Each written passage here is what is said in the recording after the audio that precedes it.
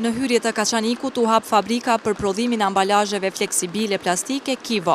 Në këtë ngjarje të zhvillimit ekonomik mori pjesë edhe kryeministri i Kosovës Isa Mustafa. U tha se kjo fabrik u ndërtua me kapitalin holandezo-kosovar.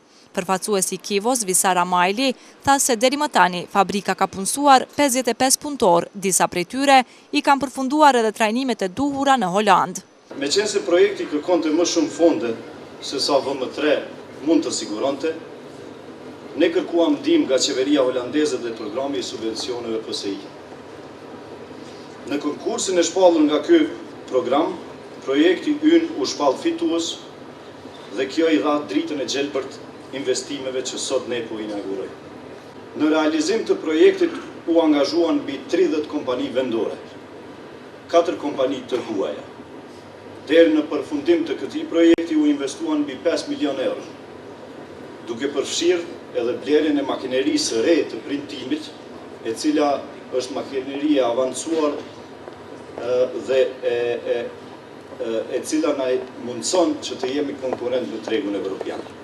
Ky investim për kryeministrin e vendit Isa Mustafa duhet jetë shembull i zhvillimit ekonomik në Kosovë.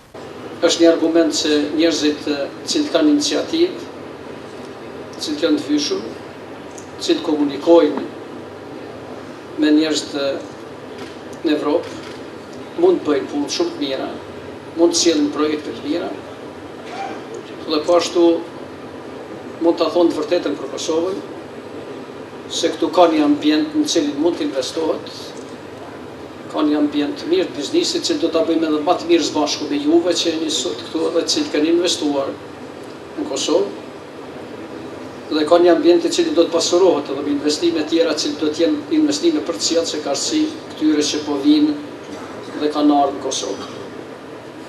Hapjen e kësaj fabrike e ka mirëpritur edhe kryetari i Kaçanikut Besim Ilazi. Ai tha se ky është një hap i duhur për zbutjen e papunësisë në këtë rajon. Kjo kompani është dhe do të jetë një shembull për kompani tjera. Andaj edhe unë këtu shfrytëzoj rastin që edhe një herë t'ju bëj apel të gjithë atyre vizitorëve të cilët janë interesuar të ndjekin shembullin e kësaj kompanie dhe ne si komunë e Kaçanikut jemi të gatshëm për të ndihmuar në lehtësimin e procedurave të cilat janë në kompetencë të Kuvendit Komunal. Këtë projekt e përshëndeti edhe ambasadori i Holandës në Kosovë. Përfaqësuesit e këtij investimi thanë se produktet e kësaj fabrike janë të destinuara për tregun evropian dhe prodhohen me teknologjinë më bashkohore, ndërkaq standardet e punës dhe të ndërtimit janë të nivelit më të lartë që krahasohen edhe me ato ndërkombëtare. Ramajli shtoi se fabrika eksporton 44 ton paketime të gatshme në javë dhe pritet që këtë kapacitet të arrisë në 66 ton brenda 3 muajve. Fabrika Kivo është ndërtuar në magjistralen Kaçanik-Ferizaj në afërsi të fshatit Kaçanik i Vjetër dhe restorantit Evropa 92, ndërsa vlera investuar është 5.5 milion euro.